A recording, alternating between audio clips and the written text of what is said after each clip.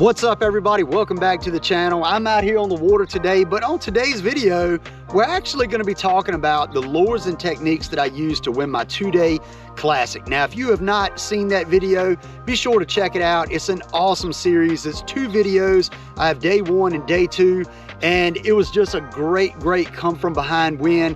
And I'm going to talk about the lures that I used and why I used them, and then why I ended up flipping over to another lure to end the day with and end up catching some major key coals so I could win the tournament. So we're going to go ahead and jump into it and talk about these lures.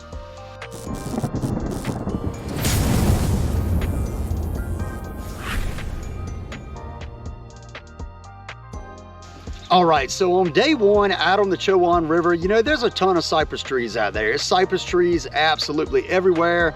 And I had one specific shoreline that I wanted to start off on. And what I started fishing these trees with is the good old rage bug. So this is the Strike King rage bug, the standard size, not the small one, not the big one, just a good old regular 4-inch. And I was flipping that on a 3/8 ounce tungsten with a bobber stopper. So the way I rig this rage bug is a Texas rig, and I rig it on a 3/0 owner offset wide gap hook.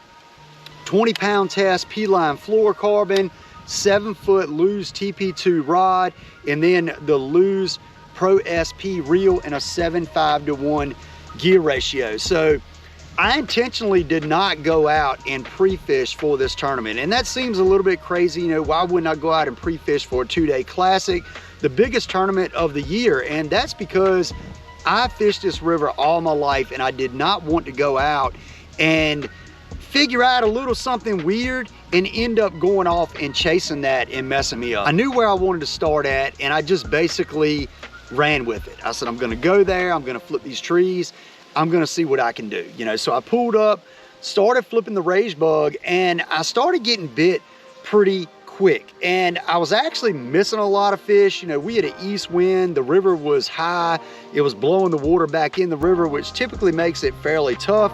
And I just said, I felt like, you know, I needed to put my head down and I needed to just flip. I needed to flip these trees. I needed to see what I could do. So I was getting bit pretty consistently, but I was actually missing a lot of fish, or sticking a lot of fish that I was not catching. But I ended up catching 2 fish on my very first pass through there, 2 keepers. I caught more than 2 fish, but I caught 2 keepers on the rage bug. So I ended up making another pass down the shoreline with the rage bug, and I did not get bit. So that's when I picked up another lure, and this is actually one that I'd never used prior to this tournament, and that was the Rage Hawk. So you can say, you know, you can see this is a smaller, very compact lure, pretty weird looking, has little wings and appendages off the side, but a very just solid nubby body on it. And you know what my thinking was that I had fished through that shoreline a couple times already, and on the second pass I didn't get as many bites as I did on the first pass with the rage bug.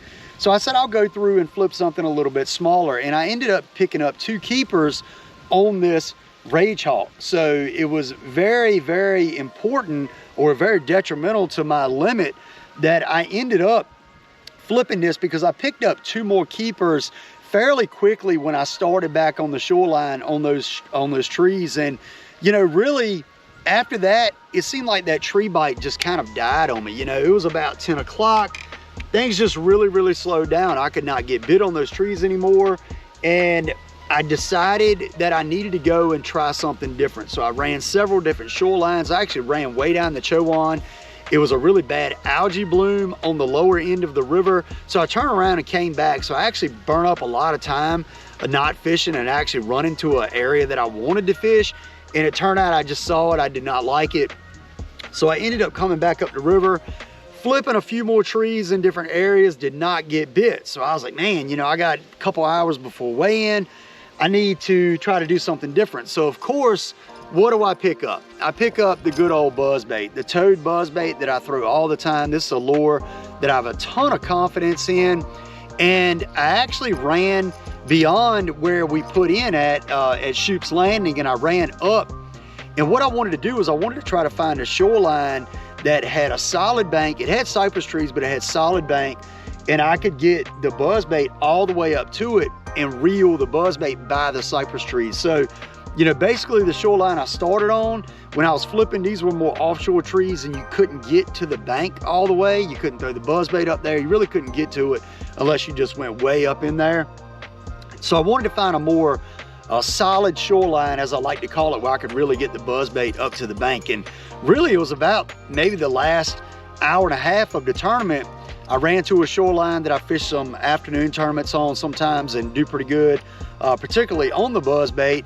And I ended up catching 3 fish, and one of them was my 5th keeper. So that was a very, very key fish. You know, I knew going into day 2 that I had to have a limit. There was no way that I could survive without having a limit. And the buzzbait ended up putting the 5th fish in the live well, which was huge. And I ended up only weighing in, you know, 8.6 pounds after day 1. And I was 7 pounds back from the lead going into day 2. So I was sitting in 5th place.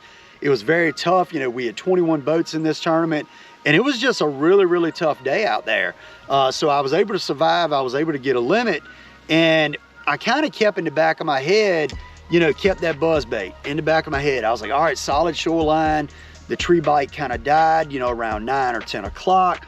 So my idea going into day 2 was go back to the same exact shoreline, try to catch some of those fish that I'd missed on day 1 on the rage bug, and then after about 9:30, 10 o'clock, pick the buzzbait up and just beat it down with the buzzbait, because I knew if I was going to catch any big fish, or I had in my mind if I was going to catch any big fish and catch a big limit, it was going to be on the buzzbait. So started off day 2 back flipping the rage bug on some trees, and I ended up catching 2 fish very, very quickly. So I caught like a 2.2 and I think a 2.6 maybe within, and I caught a couple more non-keepers too, but like within the first like 30 or 45 minutes of the tournament, caught 2 very good keepers. So I was like, all right, this is awesome. You know, maybe this tree bite is just absolutely dialed. Well, I fished down a little bit further, and I ended up catching number 3 on the rage bug, and it was a very skinny fish, like 16 inches long. It only weighed like 15 ounces, just an absolute